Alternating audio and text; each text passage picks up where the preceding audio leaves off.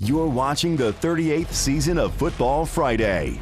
Live from WTOK, it's Football Friday with Patrick Talbot and Eve Hernandez. Football Friday begins now.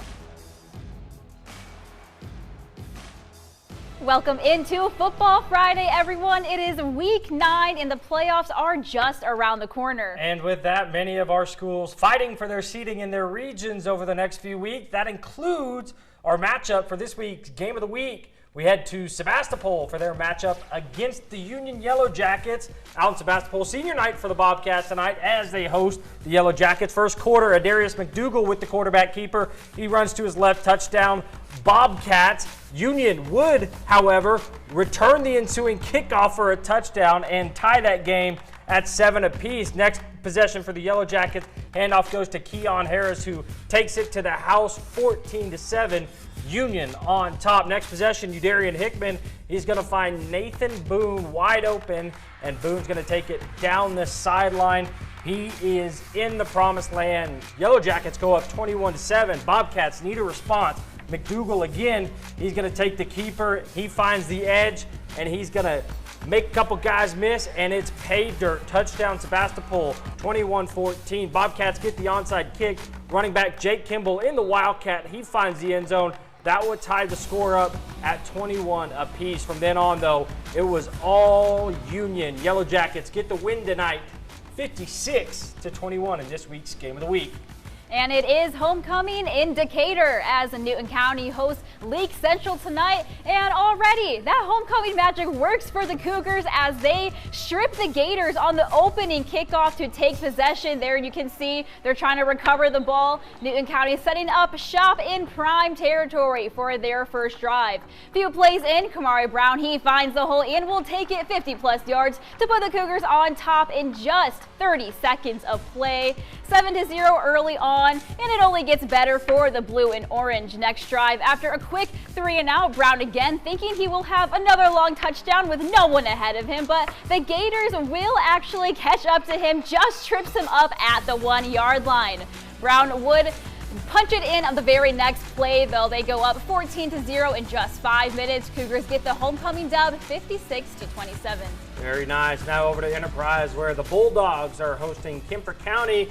Enterprise quarterback Jace Gunn, he's going to hand the ball off to number 23, Landon McGowan, and he's in for the first score of the game. Kemper County looking to respond as quarterback Kadatrian Backstrom. He's going to take it himself. He pushes through the line, putting the Wildcats on the board. They convert the 2-point conversion, making it an 8-7 lead. Bulldogs, however, would not allow the Wildcats to stay on top for long as quarterback Jace Gunn hands it off to Ridge Jackson, and he is able to find the end zone, making it a 13-8 lead for the Bulldogs at half. Kemper County gets the win, though, 36-35.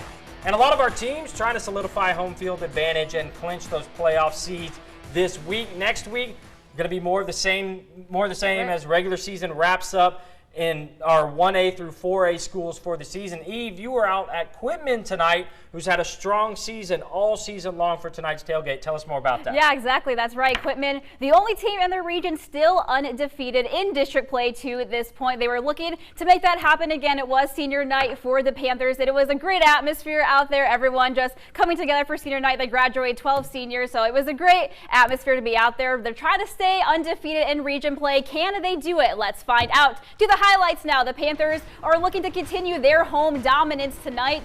Their first drive for the Panthers here, Ackland Deer takes a handoff. He makes some people miss. He finds a sideline and he gets pushed out of bounds and suffers a late hit. That penalty marker out very quickly. That's going to set the Panthers up inside their 10-yard line. Quarterback Corey McCann rolling to his left, and he's quickly taken down by Latrell Pace. That kills that promising drive for the Panthers.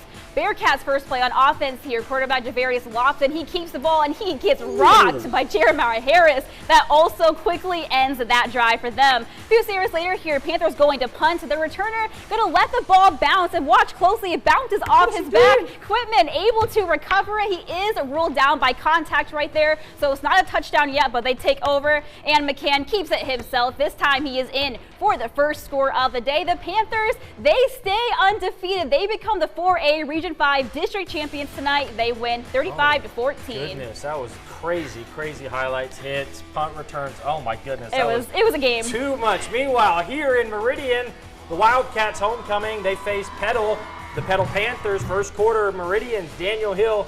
He's going to take the keeper up the middle. He's breaking some tackles. It looks like he's got some space.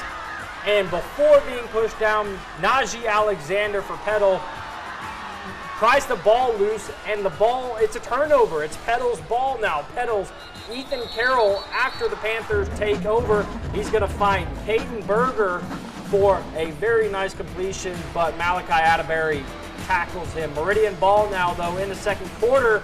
Daniel Hill again with the ball. He's going to run, and he's going to get it into the red zone and set the Wildcats up nicely for a chance at 7. Very next play, Hill keeps it again. This time, pay dirt, touchdown, Wildcats. Wildcats celebrate homecoming with a win tonight. They beat Petal 27-8. Nice win for the Wildcats. Yes, it was. Now we're going to head to Gray Cobb Field, where the Raiders host East Rankin Academy in their regular season finale. We're going to pick it up here in the first quarter. Raiders are up 7. They pull out the old double pass play back to the quarterback who has some room. He goes airborne in the second here, hurdles a defender. He's knocked out of bounds after a huge gain there. Same drive this time, Ashton Jones takes a handoff and he finds a gap right up the middle. He zips through like a bullet for another big gain for the Raiders. Would they be able to finish the drive though? Well, spoiler alert, yes they do. Wyatt Bond drops back, scans the field. He finds Trip Morrow wide open, 25 yards for the score. PAT extends the lead to 14, and this one was all Raiders. They end up getting the season finale win, 49-7.